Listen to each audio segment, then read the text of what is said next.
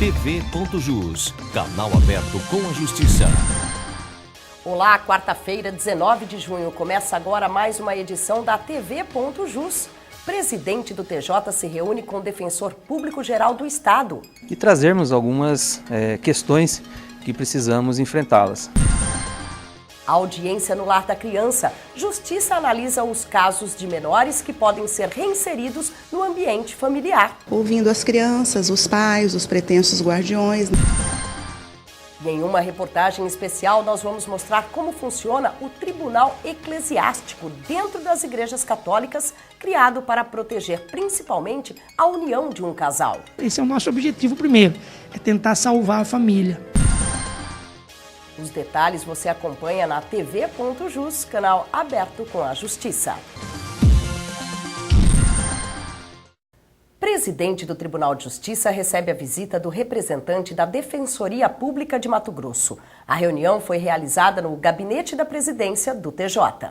No encontro, o Defensor Público-Geral de Mato Grosso conversou com o desembargador Orlando Perry sobre demandas dos dois órgãos. Fazer uma visita de cortesia ao presidente do tribunal e trazermos algumas questões que precisamos enfrentá-las. A questão das comarcas, as acumulações, nós temos a Defensoria Pública hoje atuando em processo de acumulação, então nós estamos tentando minimizar esse custo, tanto para a Defensoria Pública como para o Estado, para que a justiça possa ser mais célere e que a Defensoria possa prestar um serviço de mais qualidade para a população. O presidente do TJ ressalta que a Defensoria Pública do Estado faz parte do Judiciário e que, por isso, deve funcionar com eficiência. E a Defensoria Pública, infelizmente, conta com recursos bastante limitados e, evidentemente, que ele não pode atender com a eficiência necessária as comarcas existentes no Estado. E a Defensoria Pública tem que funcionar com muita eficiência, até porque uma grande parte da nossa sociedade é assistida pela Defensoria Pública. Então a Defensoria Pública precisa funcionar bem, e muito bem. Justiça e instituições parceiras realizam audiências no Lar da Criança mantido pelo governo do estado em Cuiabá. A intenção é analisar os casos em que os menores podem ser reinseridos no ambiente familiar. As audiências são uma recomendação do Conselho Nacional de Justiça. O menino não parava de se mexer. Parecia entender que daquela reunião sairia o futuro da sua vida.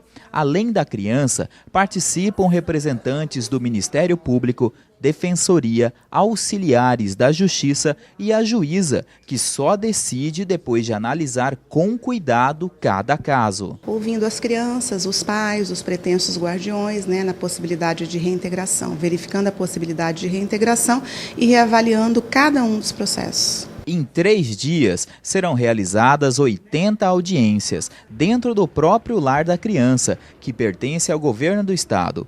Números preliminares apontam que das audiências saíram 20 crianças que foram reinseridas ao ambiente familiar.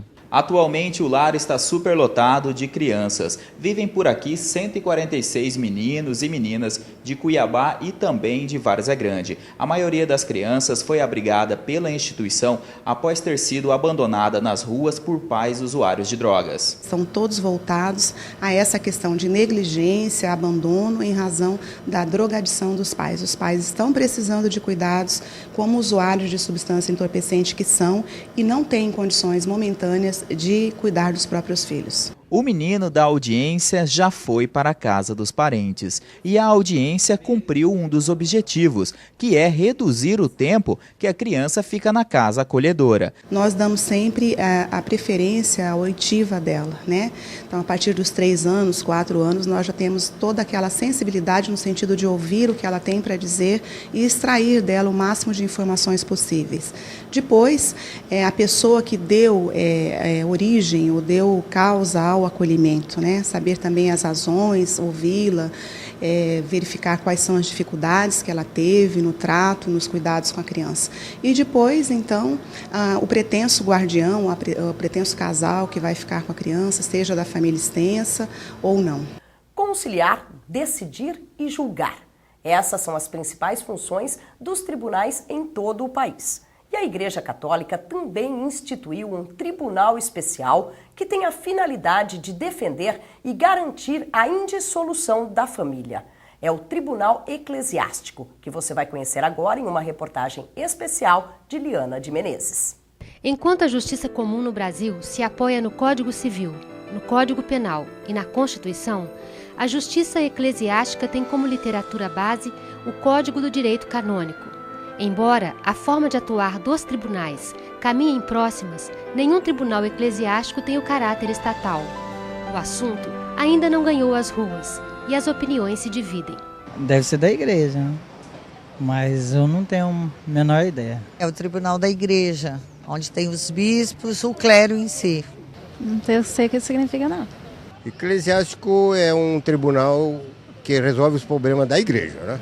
Presidente do Tribunal Eclesiástico de Mato Grosso, Padre Luiz Isidoro Molento, explica que um tribunal dessa natureza tem a seguinte estrutura: moderador, presidente do Tribunal Eclesiástico, juízes, defensor do vínculo, notário, auditores, peritos, procurador e corpo de advogados. Que prestam esse serviço a todos aqueles que aqui vêm, que estão assim numa fase de crise, e antes de introduzirem o processo, nós pedimos que eles se deixem ajudar por esses nossos especialistas, não é? Então, esse é o nosso objetivo primeiro, é tentar salvar a família. Os pedidos de maior volume que dão entrada nos tribunais eclesiásticos são os de declaração de nulidade de casamento.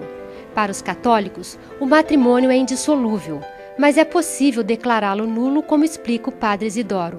É importante saber essa diferença. O tribunal ele não anula, mas ele declara um casamento nulo. Suponhamos alguém entra numa casa e assalta a casa e a pessoa reage, essa pessoa é morta. Alguém entra logo depois do assassinato e vê aquele cadáver no chão, diz a pessoa está morta. Ela constata, ela declara, faz uma declaração. Então nós, quando analisamos um casamento, declaramos se aquele casamento foi válido ou não foi válido a partir de 18 princípios que nós temos. Quer dizer, se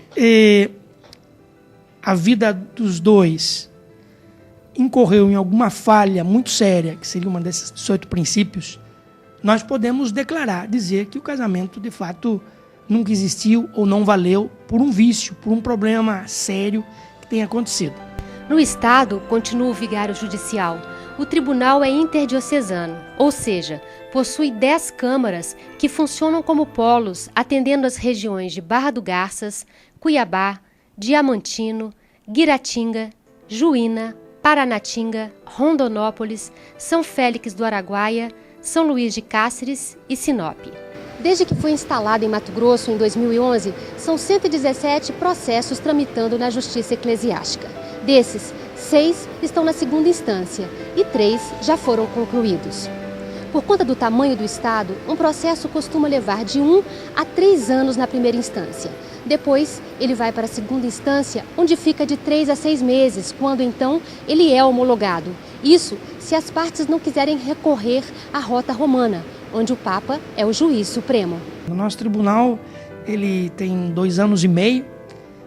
A divulgação dele está sendo feita de forma muito paulatina. E mesmo as pessoas não tendo conhecimento de que têm o direito de recorrer ao tribunal, nós temos essa quantidade de processos já introduzidos, né? Então eu acho que é um número alto em vista do não conhecimento do funcionamento do tribunal. TV.jus, canal aberto com a justiça, fica por aqui. Este telejornal pode ser visto também diariamente na TV Assembleia, canal 30, a partir das 9 horas da noite. Até amanhã.